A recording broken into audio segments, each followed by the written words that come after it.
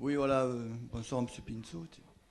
Je voudrais savoir les propriétaires actuels, c'est le Conseil général.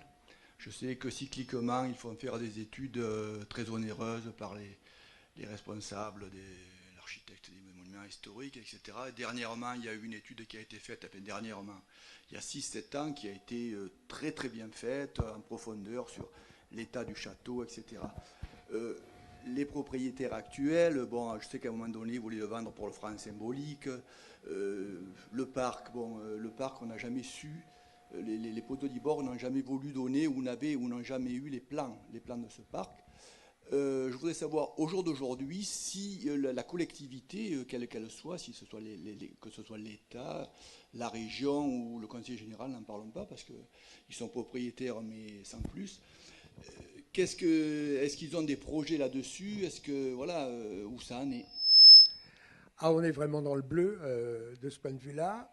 Moi, j'ai saisi à plusieurs reprises à la fois le président du Conseil général de la Corse du Sud, ou les présidents successifs, et puis aussi le président du Conseil exécutif de Corse, parce qu'il est vrai que le château de la Pounde ne pourra pas trouver un nouvel avenir s'il n'y a pas une politique très volontariste et partagée sur le long terme de mise en valeur, mais qui puisse être conduite à la fois par le département parce qu'il est propriétaire, mais aussi par la collectivité territoriale de Corse parce qu'elle a des compétences particulières dans le domaine du patrimoine protégé. Or, le sentiment moi, que j'ai, c'est que bien que ces deux instances aient été saisies tour à tour, voire simultanément, elles se renvoient régulièrement la balle. Alors, le département a eu le grand mérite d'acheter le château de la Poudre et puis d'assurer la réfection de sa toiture. Mais il semblerait qu'il ne veuille pas aller plus loin, sauf si la région veut bien s'engager, ce qui n'est pas encore le cas, de loin s'en faut. Donc on est un petit peu bloqué, et c'est vrai, et le dernier épisode de cette histoire, c'est qu'il y a déjà plusieurs années de cela, sur la base des études auxquelles vous avez fait allusion, qui ont été réalisées par Jacques Moulin, l'architecte en chef du monument historique, je pense que c'est à lui que vous songiez, il y a eu un programme de travaux d'urgence qui a été élaboré, qui comportait à la fois, j'en ai parlé tout à l'heure, la réfection des menuiseries extérieures, l'achèvement de la mise hors d'eau, mais aussi la réfection du garde-corps qui ceinture le jardin, côté sud, le jardin du château de la Poudre, garde-corps qui, et c'est pas inintéressant, provient du château de Saint-Cloud. Alors ça aussi c'est un clin d'œil de l'histoire parce que c'est depuis le château de Saint-Cloud que Napoléon III a déclaré la guerre à la Prusse en 1870. Donc ça faisait partie de cela. Il y avait aussi le groupe en marbre sculpté dit des 4 saisons qui ornait le jardin. On a parlé aussi de la réfection de la route d'accès, qui est la propriété privée du département, mais qui fait partie quand même de son domaine. Et rien de tout cela n'a été fait. En ce qui concerne les travaux d'urgence, d'achèvement de la mise hors d'eau notamment, et de mise hors d'air, l'adjudication a été infructueuse, d'après les renseignements qu'on a eus à l'époque, et les choses n'ont pas été relancées depuis. Donc, sauf à croire qu'il n'y ait pas encore d'entreprise capable de réaliser ces travaux, on est obligé de constater une certaine inertie, pour le moins, des collectivités concernées. Alors moi, je crois qu'il y aurait quand même peut-être plusieurs pistes qu'on pourrait suivre. D'abord, en ce qui concerne la desserte, la route actuelle que vous connaissez comme moi, elle est étroite, sinueuse, elle n'est pas entretenue, elle a des accotements qui ne sont pas stabilisés, et elle est impropre à la circulation d'autocars de tourisme, compte tenu de son gabarit, sans parler du reste. Moyennant donc un entretien minimum, elle pourrait être définitivement réservée aux véhicules de secours, de lutte contre l'incendie, et également au personnel qui dessert le relais TDF, qui est situé juste à l'aplomb du château. Il faudrait donc trouver une formule de liaison alternative, mais non concurrentielle, et qui aurait un intérêt en soi, qui constituerait à créer une desserte par la voie d'un téléphérique ou d'une télécabine, qui pourrait aboutir au niveau de l'extrémité sud du jardin et dont le point de départ pourrait être situé au Mille-Ailes, puisque le domaine des Mille-Ailes, alors grande propriété des Bonaparte, la principale de leur propriété, on pourrait réconcilier la mise en valeur du domaine des Mille-Ailes et du château de la Poune grâce à cette liaison qui constituerait une curiosité en soi et qui pourrait être réalisée sans doute par des entreprises du secteur privé parce que la rentabilité de ce type d'équipement n'est plus à démontrer.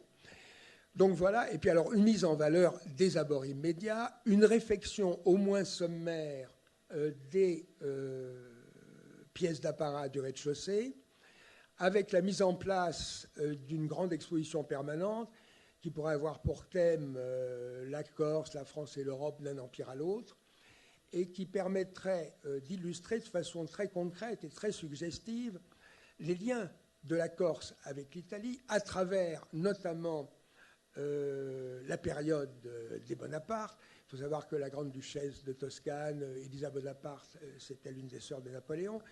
Napoléon, ses premiers faits d'armes, c'est quand même la conquête de la Madeleine.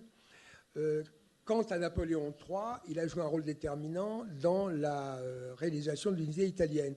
Donc je pense que, décidément, le château de la Poune, c'est un lieu de mémoire qui permet de conjuguer de façon harmonieuse et très suggestive un certain nombre de thèmes de l'histoire de la Corse en liaison avec ses voisins, son environnement le plus proche et son environnement naturel, qui plus est.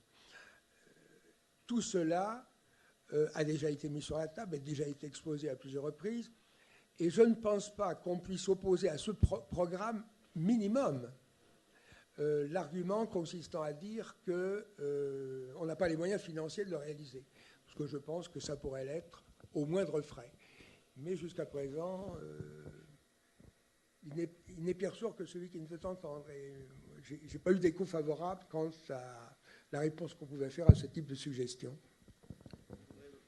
Vous demandez si vous avez pu retrouver, parce que moi j'ai jamais pu les consulter, les anciens plans du parc pour connaître les essences qu'il y avait. Alors je pense qu'ils doivent être dans les archives de la famille Pozzo di Borg. Moi, j'ai noué une relation avec Régnier, qui est le tenant du titre. L'actuel duc Pozzo di Borg, c'est Régnier, qui est lui-même architecte, du reste, qui vit et qui travaille à Paris, qui vient assez souvent, mais de façon très discrète en Corse, mais que j'ai pu rencontrer à l'occasion d'un de ses passages à Ajaccio. Et je pense que Régnier ne serait pas hostile à ouvrir ses archives, du moins à les entrouvrir. Il a commencé à le faire avec une jeune chercheuse, Elia Darno-Orson, qui doit publier du reste cette année un ouvrage sur l'histoire du château de la Poune. Et elle a pu accéder notamment aux plans des façades et aux élévations aussi réalisées par l'architecte, auteur du projet. Mais elle n'a pas pu consulter autre chose que ces quelques plans. Et en tout cas... donc ces documents-là, sur le château, oui, mais sur le jardin, non. Elle m'en a jamais parlé et je ne pense pas qu'elle y ait eu accès.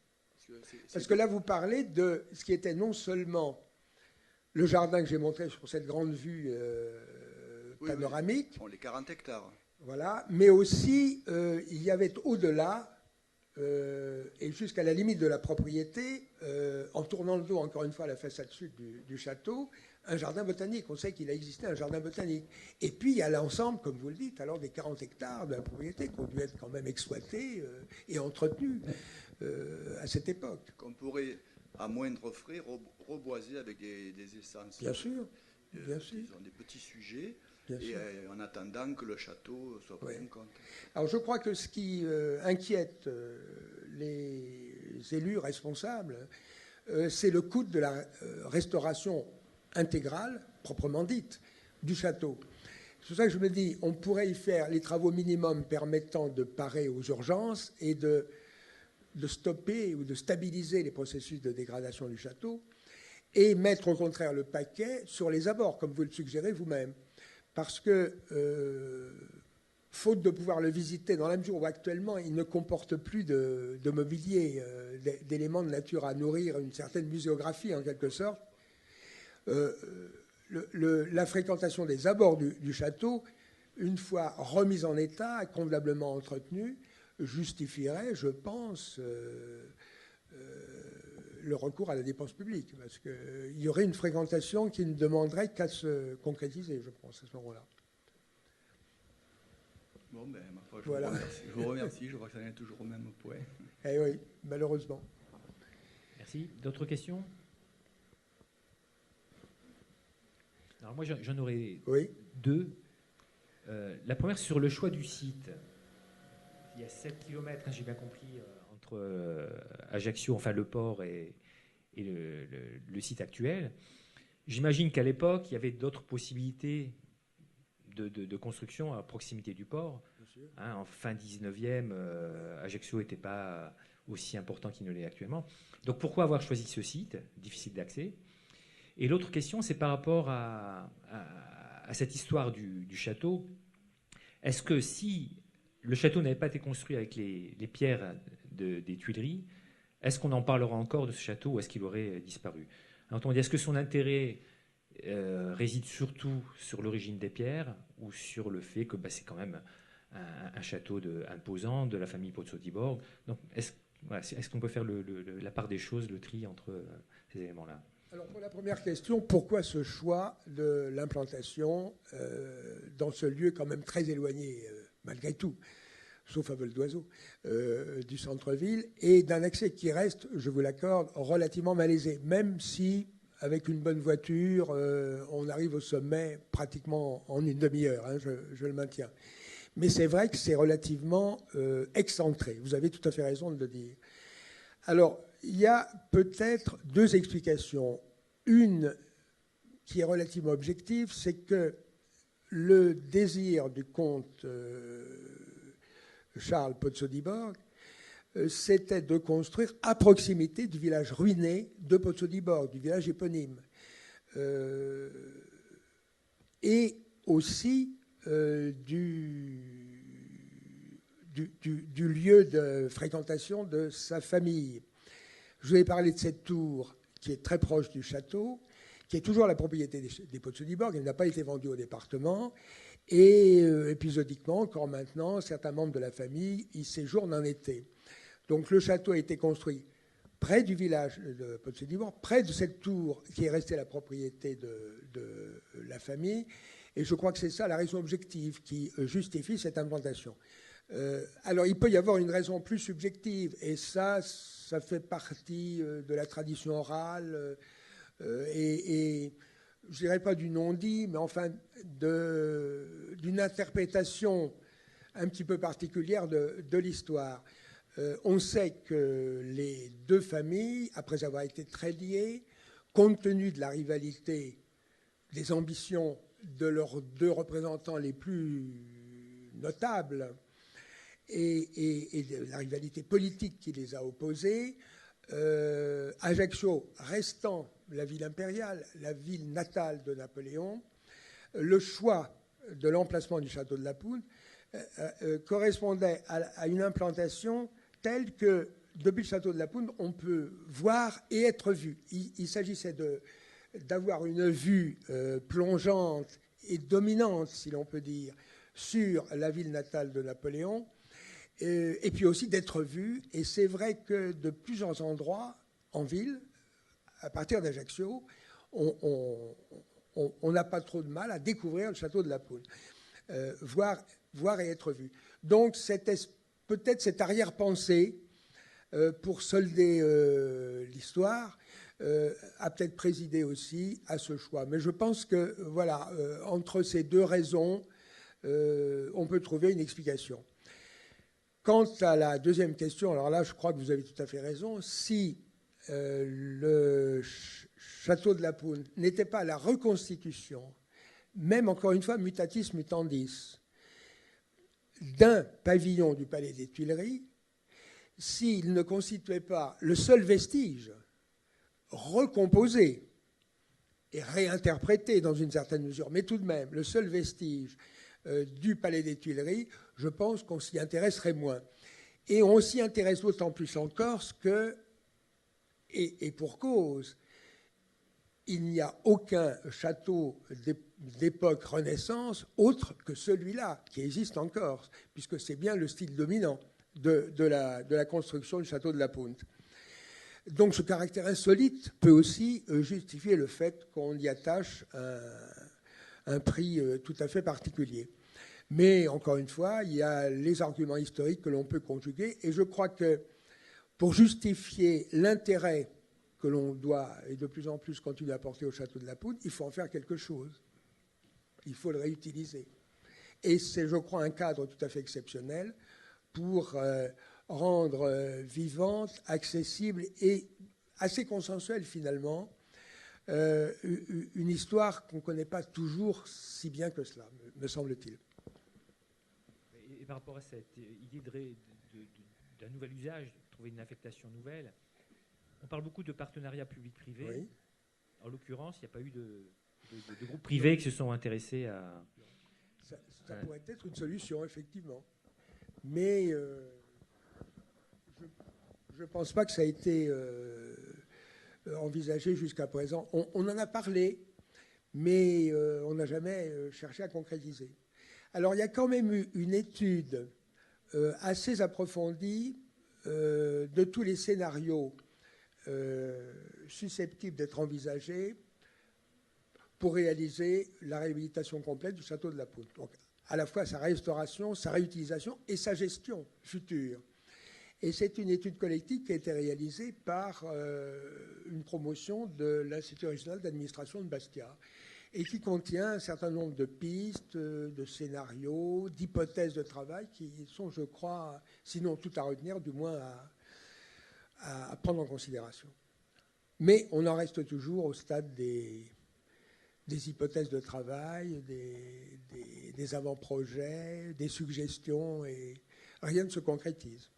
Alors je crois qu'en réalité, c'est un peu la quadrature du cercle. Parce qu'à propos du château de la Punte, on a soit considéré que la restauration intégrale était le préalable indispensable à une réutilisation, et comme cette restauration a un coût que l'on considère comme faramineux, on en reste là, soit au contraire que la restauration doit primer la réutilisation. C'est-à-dire, on verra bien ce qu'on peut en faire une fois qu'on l'aura restauré. Et dans les deux cas, on aboutit à une impasse et on justifie le fait de ne rien faire, pratiquement. Alors moi, je crois que les deux phases de l'opération, elles ne doivent pas être consécutives l'une à l'autre, elles doivent être synchrones. Il faut en même temps que l'on restaure par étapes, que l'on puisse réutiliser par étapes. Je crois que même si le chantier dure pendant plusieurs années, le chantier de la restauration intégrale, ça doit pouvoir être rendu compatible avec une visite des abords du site, la mise en place d'équipements légers, de tables de pique-nique, de tables d'orientation, que sais-je, et la possibilité aussi de fréquenter au moins les pièces du rez-de-chaussée. Alors, telles qu'elles sont actuellement, c'est vrai qu'elles ont été entièrement vidées de leur matériel et de leur mobilier. C'est pour ça que j'ai pensé à cette idée d'une exposition permanente. Mais il faut dire aussi que les pièces du rez-de-chaussée sont celles qui ont le moins souffert. C'est surtout les deux niveaux de chambre et les combles qui ont été complètement détruits par l'incendie. Mais le rez-de-chaussée, relativement, n'a pas beaucoup souffert. Et il n'y aurait pas beaucoup de travaux de remise en état à faire pour transformer ce local en un lieu d'exposition.